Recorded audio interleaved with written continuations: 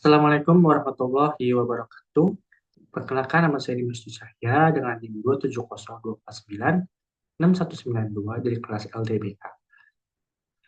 Pada kesempatan kali ini saya akan mempresentasikan mengenai analisis kesenjangan gender di Indonesia serta tantangan dan solusi menuju pemberdayaan perempuan yang ada di Indonesia.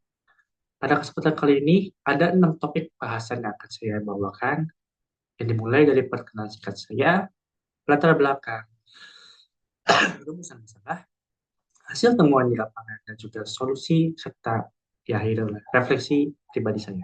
Dimulai dari perkenalan singkat saya, nama saya seperti yang di awal tadi, Dimas Cahya, dengan NIM 27024496192. Jurusan Information System, Bina Nusantara Online. Saya bergabung di BINUS pada periode Mei tahun 2024. Mungkin sekian dari perkenalan singkat saya. Lanjut ke latar belakang. Latar belakang yang kami ambil dari permasalahan kesenjangan antara pria dan perempuan ini, yang pertama, perempuan masih menghadapi bentuk diskriminasi dan pelecehan. Kita ketahui bersama masih banyak bentuk diskriminasi dan pelecehan, baik itu di dunia pendidikan maupun di dunia profesional kerja, yang sering marak terjadi di lingkungan kita. Namun, yang kedua, perempuan masih menghadapi berbagai hambatan struktural dan kultural. Untuk menghadapi itu, banyak sekali norma-norma di masyarakat mengiyakan terjadinya anggapan seperti itu.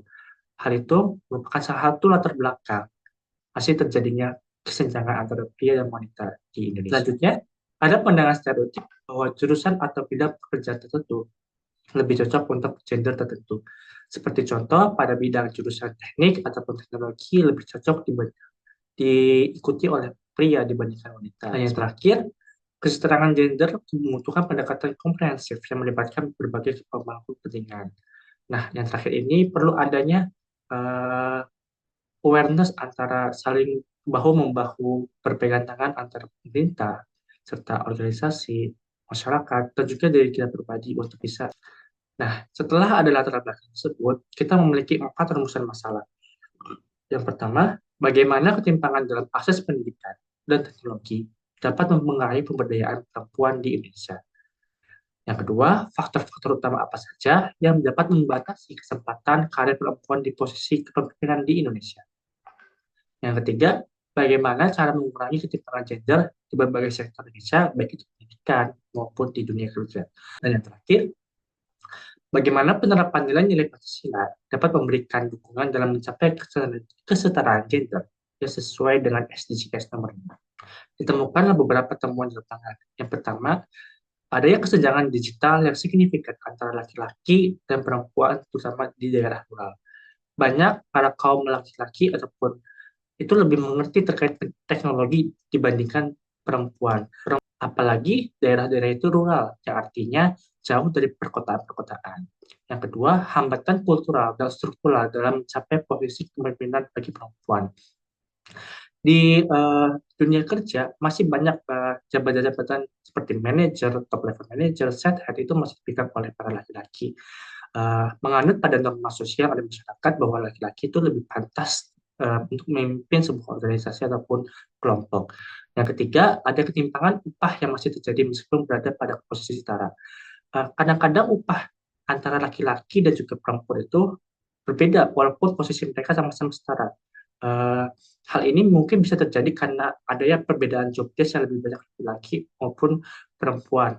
Yang terakhir, kurangnya dukungan sistematis untuk keseimbangan karir dan tanggung jawab keluarga.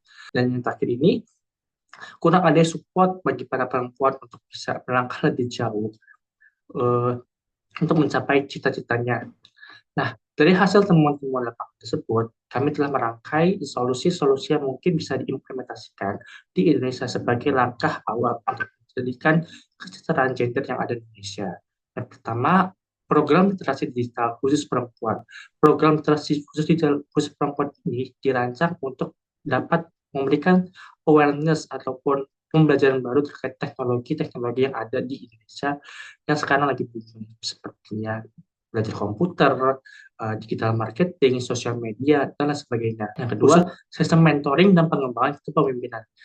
Yang kedua ini kita harus bekerjasama dengan akademik di dunia pendidikan ataupun di dunia kerja. Itu bisa ada ya human capital untuk bisa mentoring pengembangan karir kepemimpinan, membangun sinergi bersama untuk para karyawan ataupun mahasiswi siswa perempuan.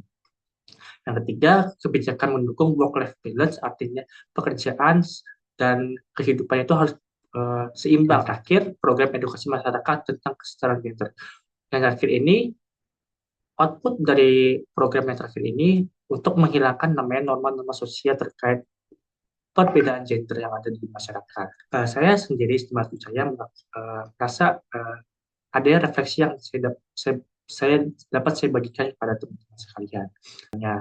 Di saat wawancara, saya memilih untuk mewawancarai seorang mahasiswi. Output wawancara tersebut banyak memperoleh proses perspektif nyata tentang bagaimana isu kesetaraan gender itu dapat diimplementasikan dan dalam lingkungan kerja profesional.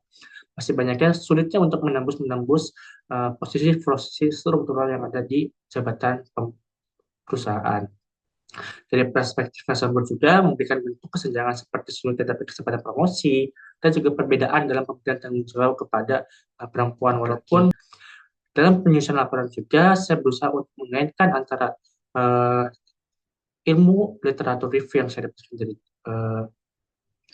dokumen pembelajaran karakter William Silla yang diberikan oleh Miss Mutiara dan juga hasil wawancara dari narasumber saya di perusahaan. Mungkin itu saja yang dapat saya sampaikan. Semoga presentasi kali ini dapat saya berikan manfaatnya kepada halayak ramai. Kurang lebih mohon maaf. Wabillahi taufiq wal hidayah. Wassalamualaikum warahmatullahi wabarakatuh.